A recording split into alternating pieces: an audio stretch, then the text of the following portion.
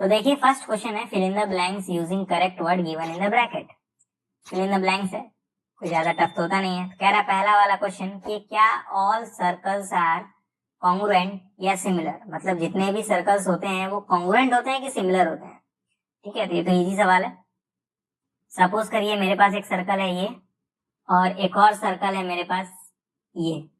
अब बताइए क्या ये दोनों सर्कल कॉन्ग्रुएंट हैं क्या? कॉन्ग्रुएंट मतलब होता है इक्वल होना, याद रखिएगा। तो क्या ये दोनों सर्कल कॉन्ग्रुएंट हैं? कॉन्ग्रुएंट नहीं है, क्योंकि इक्वल नहीं है। दोनों कहाँ इक्वल है भाई? तो कॉन्ग्रुएंट नहीं है, इसका मतलब सिमिलर हमारा आंसर होगा, है ना। दूसरा क्वेश्चन देखिए, कह रहा है ऑल स्क्वायर्स आर सिमिलर या कॉन्ग्रुएंट। जितने भी स्क्वायर होते हैं वो सिमिलर होते हैं कि कॉन्ग्रुएंट होते हैं? तो देखिए मान लीजिए हमारे पास ये एक स्क्वायर है और एक और स्क्वायर है, ये दो स्क्वायर है, ठीक है। क्या ये दोनों आपस में कॉन्ग्रुएंट है? कॉन्ग्रुएंट मतलब होता है इक्वल होना। क्या ये दोनों आपस में इक्वल है? इक्वल नहीं है। इक्वल नहीं होंगे तो कॉन्ग्रुएंट नहीं होंगे। कॉन्ग्रुएंट नहीं होंगे, इसका मतलब हमारा आंसर होगा सिमिलर। ठीक है। अब देखिए थर्ड क्वेश्चन है, ऑल ट्राइंगल्स आर सिमिलर। कह रहा सभी ट्राइंगल सिमिलर होते हैं, लेकिन क्या ये बात आइसोसेलेस में सच होती है कि इक्विलैटरल में सच होती है? मतलब आइसोसेलेस ट्राइंगल सिमिलर होते हैं कि इक्विलैटरल ट्राइंगल सिमिलर होते हैं? ठीक है, तो मैं पहले इक्विलैटरल ट्राइंगल बना रहा हूं आपके सामने।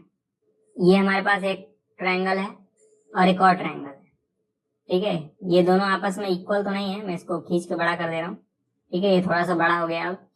तो क्या ये दोनों सिमिलर हैं? सिमिलर प्रूफ करना आप लोग जानते हैं, सिमिलर दिखाया जाता है, दो एंगल अगर इक्वल है दोनों ट्राइंगल में तो ट्राइंगल सिमिलर हो जाते हैं, है ना। यही क्राइटेरिया आपने पढ़ा होगा। तो आप ही देखिए ये दोनों इक्विलैटरल ट्राइंगल्स हैं, मतलब तीनों साइड आपस में इक्वल होंगे। इसमें भी तीनों साइड आपस में इक्वल होंगे। अब ये कोई जरूरी नहीं है कि ये वाला साइड इस वाले साइड की इक्वल हो, ये कोई जरूरी नहीं है, ठीक है। लेकिन मुझे एक बात पता है, अब वो बात ये है कि इन दोनों में ही, मतलब इन दोनों ट्रायंगल्स में ही हर एक एंगल 60 डिग्री का होगा। ये एंगल भी 60 डिग्री होगा, ये एंगल भी 60 डिग्री होगा, ये एंगल भी 60 डिग्री होगा, ये एंगल भी 60 डिग्री होगा, ये एंगल भी 60 डिग्री होगा, ये एंगल भी 60 डिग्री का होगा, ठीक है। तो क्योंकि हमें बस दो ही एंगल इक्वल चाहिए होते हैं, तो ये वाला एंगल इसके इक्वल है, ये वाला एंगल इसके इक्वल है, तो दो एंगल आपस में इक्वल हैं, तो ये दोनों ट्रायंगल सिमिलर हो जाएंगे, ठीक है। तो इसका इक्विलैटरल ट्रायंगल आंसर होगा, क्योंकि इक्विलैटरल ट्रायंगल सिमिलर होते हैं, आइसोसेलेस वाले नहीं होते हैं, ठीक है। अब देखिए फोर्थ वाला पार्ट है, two polygons of the same number of sides are similar. कह रहा है दो पॉलीगन जो होते हैं जिनके पास सेम नंबर ऑफ साइड्स होते हैं वो आपस में सिमिलर होते हैं। क्या ये बात सच है? तो इसमें ऑप्शन दिया हुआ है कि if there corresponding angles are या there corresponding sides are equal या प्रोपोर्शनल। इस क्वेश्चन का मतलब क्या है? कह रहा है दो पॉलीगन्स हैं जिनके पास सेम नंबर ऑफ साइड्स हैं, वो सिमिलर होते हैं।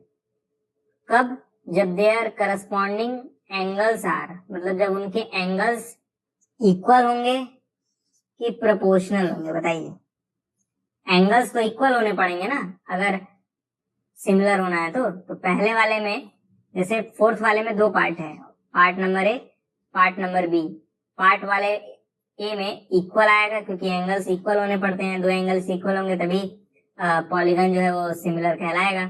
लेकिन बी वाले पार्ट में साइड्स की बात कर रहा है, और जब साइड्स की बात आती है तो हम लोग प्रोपोर्शनल वर्ड यूज करते हैं सिमिलैरिटी के केस में, तो दूसरे वाले का आंसर हो जाएगा प्रोपोर्शनल, ठीक है। बात समझ आ रही है? अब दूसरा क्वेश्चन हम लोग सॉल्व करेंगे, नोट कर सकते हैं आप लोग। दूसरा क्वेश्चन है, give two different examples of pair of similar figure, non similar figure, ठीक है। तो सिमिलर फिगर का एग्जांपल हो जाएगा पहला ऑल सर्कल्स, जितने भी सर्कल होते हैं वो सब सिमिलर होते हैं। फिर मैं कह सकता हूं ऑल इक्विलैटरल ट्रायंगल्स, ये आपने देखा भी था, ऑल इक्विलैटरल ट्रायंगल्स, ठीक है। ट्रायंगल्स को मैं इससे डिनोट कर दूंगा। नॉन सिमिलर फिगर का एग्जांपल लेना है तो आप ले सकते हैं एग्जांपल पहला रेक्टेंगल्स, जितने भी रेक्टेंगल्स होते हैं वो कोई जरूरी नहीं है कि सिमिलर हो, ठीक है।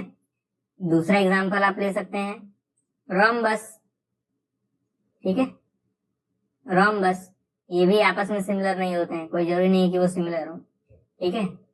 ये हमारा आंसर हो जाएगा। थर्ड वाला देखिए, कह रहा है क्वेश्चन में state whether the following quadrilaterals are similar और नॉट, मतलब यहाँ पे एक क्वाड्रिलेटरल गिवन है, यहाँ पे एक क्वाड्रिलेटरल गिवन है, क्या दोनों आपस में सिमिलर हैं? सिमिलर तो हो ही नहीं सकते।